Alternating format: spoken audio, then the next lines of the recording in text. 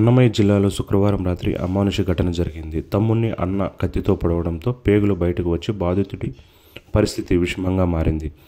తీవ్ర కలకలం రేపుతున్న రామసముద్రం మండలం పెద్దకురవపల్లికి చెందిన అశోక్ కుమార్కు అతని అన్న హరి ఇంటిపై బట్టలు ఆరవేసిన విషయమే గొడవ జరిగింది. మాట పెరిగి తన వెంట తెచ్చుకున్న కత్తితో అశోక్ కుమార్ పొట్ట ఛాతిలో అన్న హరి పొడవడంతో అశోక్ కుమార్కి పొట్టలోని పేగులు బయటకు వచ్చినట్టు సమాచారం.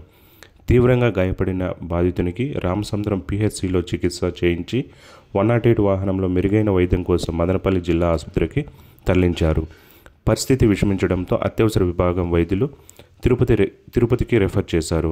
నిందితుడిని అదుపులోకి తీసుకుని కేసు నమోదు చేసి మదనపల్లి సిఐ విచారణ చేపట్టారు.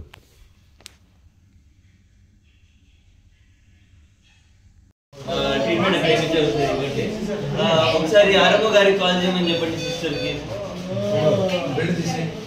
సర్జన్ ఎవరికైనా బికాస్ నవీన్ సార్ ఆరమ్మ గారు